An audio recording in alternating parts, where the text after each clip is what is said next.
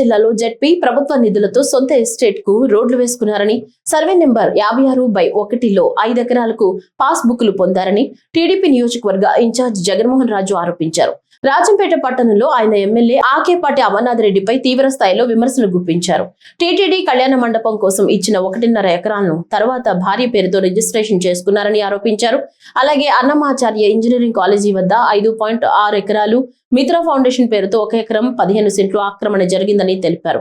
రాజంపేటలో YCP హయాంలో 1,00,000 ఎకరాల భూమి అన్యాక్రాంతమైందని, వాటిని వెలికితీసి పేదలకు పంచుతామని టీడీపీ నేత పేర్కొన్నారు. ప్రజల సొమ్మును, దేవుళ్ల సొమ్మును కూడా దోచుకొని ఇవాళ తమ తప్పులు బయటపడుతున్నాయన్నటువంటి నెపంతో అల్లరి చేసేటటువంటి పరిస్థితి ఇవాళ రాష్ట్రంలో నెలకొని ఉంది.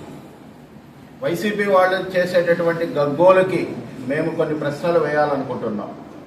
సాక్షాత్తు మీ వైసీపీ ఎమ్మెల్యే, రాజంపేట వైసీపీ ఎమ్మెల్యే అమర్నాథ్ రెడ్డి గారు వైసీపీ ప్రభుత్వంలో జెడ్పీ నిధుల్ని, ప్రభుత్వ నిధుల్ని సొంత ఎస్టేట్లకు వేసుకోవడమే కాకుండా స్వయంగా వెంకటేశ్వర స్వామిని మోసం చేయలేదా? మేము అక్రమాలు వెలుగులోకి తీసుకున్న తర్వాత చంపలు వేసుకొని కొంత సరిదిద్దుకోలేదా? తప్పు ఇక్కడ రుజువు కాలేదా అని మేము ప్రశ్నిస్తున్నాం.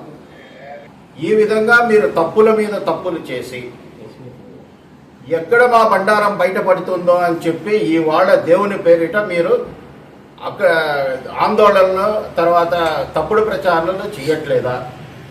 దొంగతనాలు చేసి దొంగతనం బయటపడిన తర్వాత కూడా మేము దొంగతనం చేయలేదని చెప్పేటటువంటి నిస్సగ్గు ప్రవర్తన అనేటువంటిది వైసీపీ వాళ్ళు మానుకోవాలి.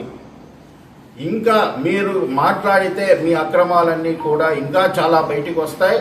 ప్రజా కోర్టులో ఇదే విధంగా మిమ్మల్ని ఆల్రెడీ శిక్షించి 11 స్థానాలకు పరిమితం చేశారు. ఇదే విధంగా మీరు ఆ తప్పుడు ప్రచారాలతో, గ్లోబల్ ప్రచారాలతో గనక ఇదే విధంగా కొనసాగిస్తే మీ పార్టీని బంగాళాఖాతంలో కలిపేది నిజము అని చెప్పి తెలియజేస్తున్నారు.